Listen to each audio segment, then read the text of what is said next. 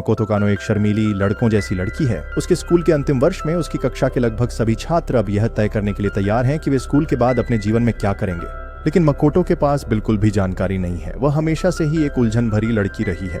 School में उसकी 3 विशेष रूप से करीबी दोस्त हैं। कोस्के, जिसके पिता डॉक्टर हैं और वह भी एक दिन मेडिकल स्कूल में दाखिला लेना चाहता है। यूरी, जो माकोतो की एकमात्र दोस्त है, और वह अकी, जो केवल कुछ महीने पहले ही स्कूल में आया था। माकोतो अपना खाली समय इन 3 लोगों के साथ बिताती है और यही वह लगभग पूरी तरह से करती है। जुलाई 13 की एक बहुत खास दिन माकोतो स्कूल के लिए काफी देर से जागती है। हमारे अनादि माकोतो के लिए यह कोई नई बात नहीं है। वह अपने कमरे से तेजी से बाहर की ओर दौड़ती है। उसकी माँ उसे रास्ते में रोकती है और कहती है कि स्कूल से लौटते समय अपनी चाची के लिए, जो एक आर्ट म्यूजियम में काम करती है, कुछ आड़ू दे जाए।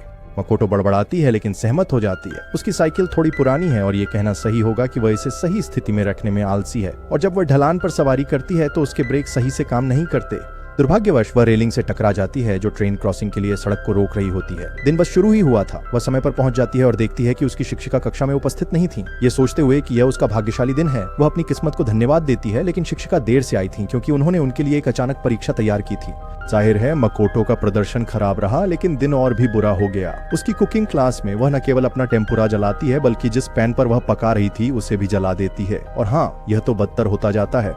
जब वह यूं ही जा रही होती है, एक गुंडा उससे टकरा जाता है और वह गिर जाती है, और ऊपर से उसकी बहन ने उसका लंच डेजर्ट पुडिंग के रूप में खा लिया था। बाद में जब मकोटो अपनी कक्षा का स्कूल वर्क विज्ञान कक्षा में वापस देती है तो वह शिक्षक के कमरे से कुछ शोर सुनती है और उसे देखने जाती है। जब वह चारों ओर देखती है तो वहां किसी को नहीं पाती, जब तक कि वह अंततः एक परछाई न देख लेती है। वह ठोकर खाकर गिर जाती है और एक अजीब दिखने वाली दीवार पर गिरती है। कीचड़, और ठीक उसी तरह वह विशाल महासागर में गिर जाती है और फिर मानवता की शुरुआत तक पहुंच जाती है और हर तरह की अजीब चीजों के माध्यम से होती हुई फिर वापस उसी स्थान पर लौट आती है जहां वह ठोकर खाकर गिरी थी।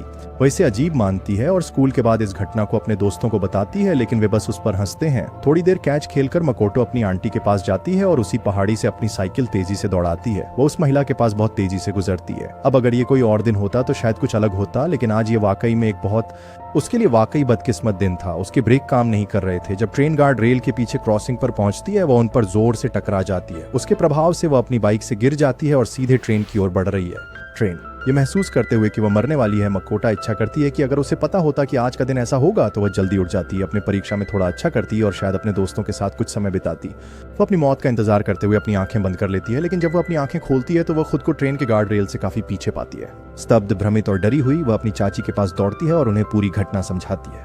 वह बिल्कुल भी हैरान नहीं होती, उन्हें यह सामान्य लगता है। शायद यही कारण है कि उन्हें हमेशा चाची चुड़ैल कहा जाता है। वह बताती हैं कि इस घटना को समय छलांग कहा जाता है। उन्होंने भी ये एक बार तब किया था जब वह युवा थी। इसमें कोई अजीब बात नहीं है। मकोटो को बस ये पता लगाना है कि उसने ये कैसे किया और वह इसे दोबारा और बार बार कर सकती है। ये विचार मकोटो के दिमाग में बैठ जाता है, जो घर जाकर ये जानने की कोशिश करती है कि उसने पहले समय यात्रा कैसे की थी। वह एक बिस्तर से दूसरे पर कूदने की कोशिश करती है, जो काम नहीं करता। वह खिड़की से कूदने की कोशिश करती है, लेकिन उसकी बहन उसे रोक देती है। वह सोचती है कि मकोटो कुछ अकल्पनीय करने जा रही है क्योंकि उसने उसका पुडिंग खा लिया है। वो बहुत है।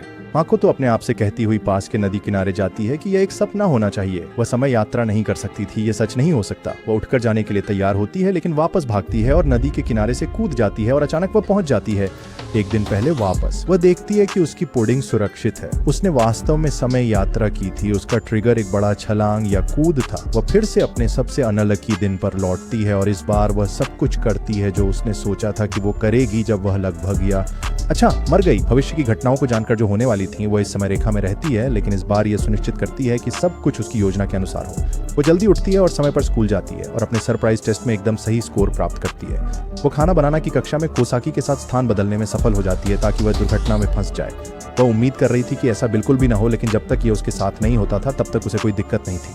वह गुंडों से भी बड़े सलीके से बच जाती है और इसके ऊपर अपने दोस्तों को बेसबॉल के खेल के बाद कराओके जाने के लिए मना लेती है। वह कराओके के दौरान 5 बार और छलांग लगाती है ताकि सत्र को जितना संभव हो उतना लंबा किया जा सके।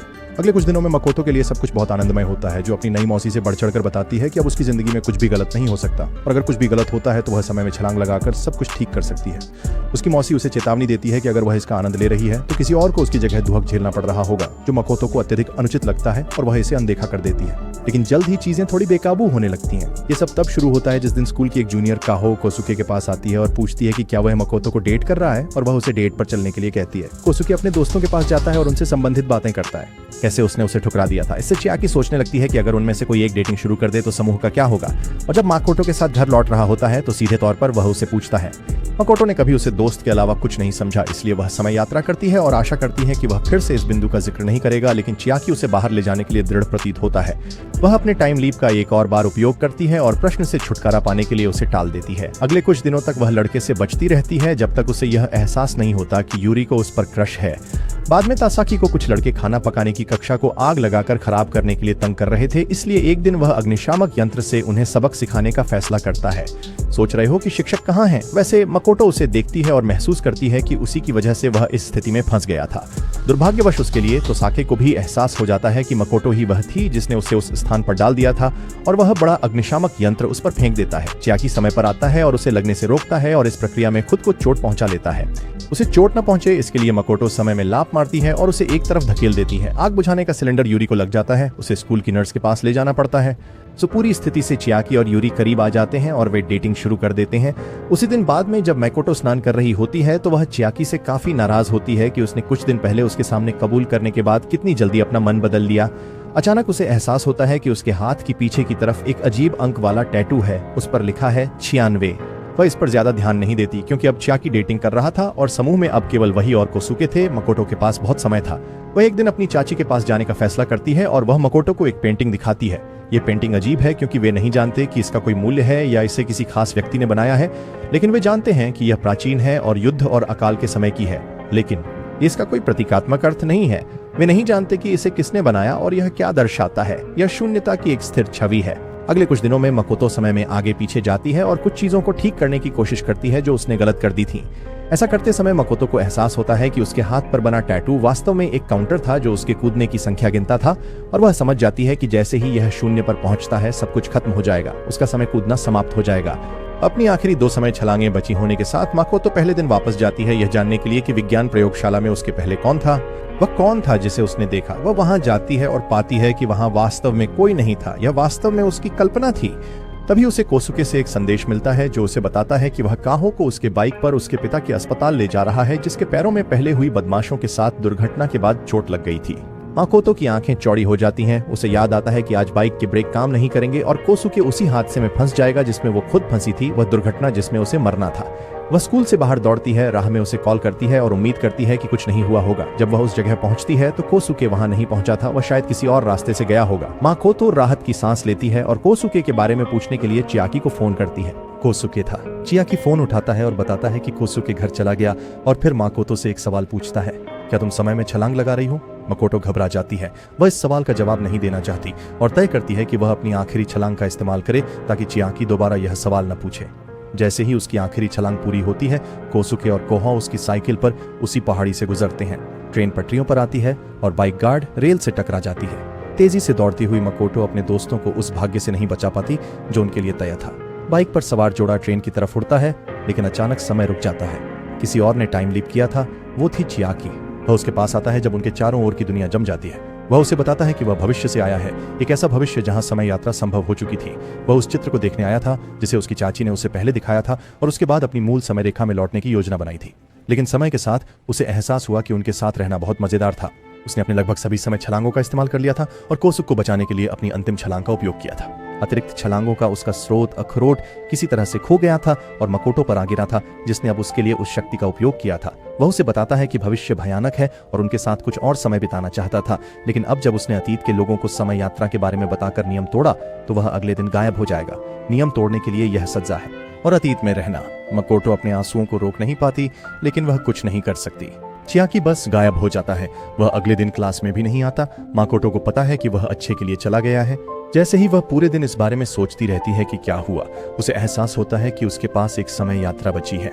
पहले चियाकी ने उसे उस समय वापस ले जाया था जब उसका समय छलांग संख्या अभी भी 1 थी। वह इस समय छलांग का उपयोग करके समय में वापस पहले दिन 13 जुलाई पर जाती है। 13वीं और विज्ञान प्रयोगशाला से इस्तेमाल की गई अखरोट को वापस पा लेती है। वह कोसुके का सामना करती है और उसे बताती है कि उसकी बाइक का उपयोग न करें और फिर चियाकी के पास दौड़ती है। वह उसे सब कुछ बताती है जो हुआ है और कहती है कि उसे भविष्य में वापस जाना चाहिए जबकि उसके पास अभी भी एक छलांग बची है। वह उसे बताती है कि वह सुनिश्चित करेगी कि भविष्य इतना भयानक न हो और वादा करती है कि वह कला का ध्यान रखेगी और संस्कृति को बनाए रखें और सुनिश्चित करें कि वे भविष्य में इसे देख सकें। इस वादे के साथ दोनों गले मिलते हैं और भारी मन से माकोटो अपने दोस्त को मुस्कान और कुछ आंसुओं के साथ अलविदा कहती है। उसकी जिंदगी फिर से सामान्य हो गई, पर अब वो खुद में अधिक आत्मविश्वास महसूस कर रही थी और एक बात निश्चित थी, अब उसे पता था कि उसे अपनी जिंदगी में क्या करना है। वो अपनी चाची की तरह एक कला संरक्षक बनेगी ताकि प्राचीन कला को पीढ़ियों के लिए देखने के लिए बचा सके और इस तरह चियाकी से किया अपना वादा पूरा कर सके।